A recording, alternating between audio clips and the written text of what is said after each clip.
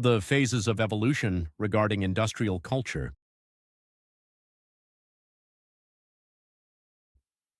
Phase 1. Western European business culture. The first phase of industrial culture was the Western European business culture of the 800s to the 1800s. In the 9th to 15th century, there were innovations regarding draining water, damming water, harnessing wind, all of which allowed the people of Western Europe to make more ironwork into steel, feed more people, leading these people to generate proto-industrialism. In the 16th to 19th century, this continuous technological innovation led to legal innovation, whereby governments allowed for corporations so that their people could better focus on mining, canals, roads, and colonialism.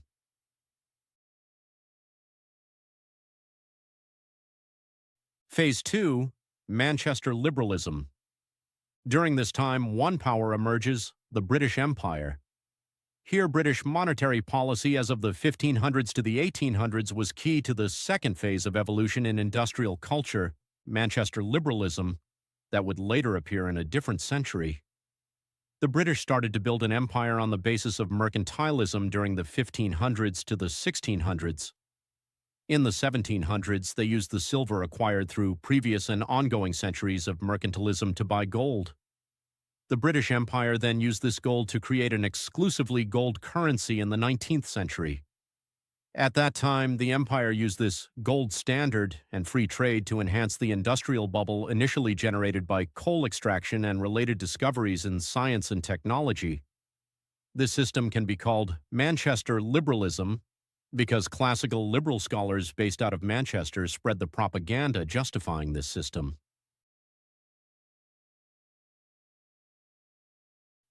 Phase 3. A few powers resist British hegemony through constructing the national system in the mid-18th century. The national system was a simple concept whereby other nations possessing the Western European business culture would poach industry from the British Empire by protecting their national markets with tariff barriers and using the revenue to build communication and transportation infrastructure.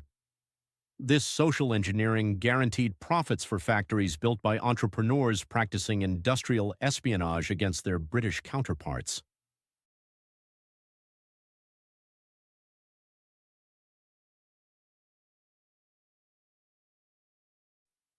Phase 4. Other minor powers. Outside Western European business culture resisted the West's new imperialism throughout the late 1800s and early 1900s.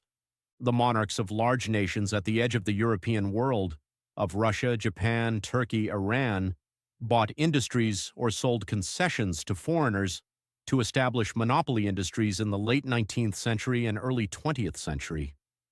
In the mid-20th century, such industries tend to get nationalized and the legitimacy of the monarchy gets challenged, a further step in the emergence of the global semi-periphery.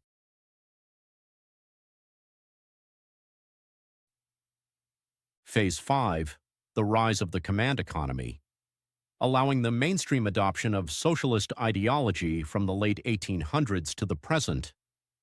In the late 1800s, mineral extraction and industrial production did not rise in sync.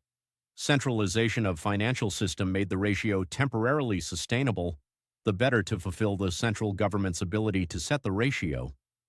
Centralized regulation evolves into a central bank to whom private banks act as franchises. Centralization of the production process within a firm and of industries within a few firms leads to the equation of centralization with progress. In the early 20th century, starting with Vladimir Lenin, the communists instituted the model of the Soviet command economy. On the one hand, they stood for the expropriation of the property of capitalists. On the other hand, they used their appeal to progressive sectors of Western society to counter investment bans that the capitalists may levy on them in retaliation. Thusly, the militancy of socialists in the West was linked to the militancy of socialists in the East. Once socialist militancy in both blocs was deflated in the 50s, even a temporary revival of socialist militancy in the 60s and 70s could not counter a resumption of decline in socialist militancy in the 80s. By the 90s and first decade of the 21st century, Communist revolution was disavowed by states founded on communist revolution. The East Bloc economies could more openly and efficiently become what they were always secretly and grudgingly, export dollar economies.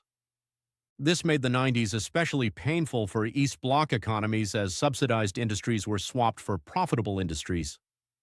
In the China of the 90s, this process made Manchuria into China's equivalent of the Rust Belt, but southern Chinese industries soared to a height never achieved by Manchurian industries. The results of undoing communism elsewhere varied by region. In Eastern European countries that defected from the East Bloc to the West Bloc, there was initial deindustrialization, but EU membership led to outsourcing to those nations from the original EU member nations.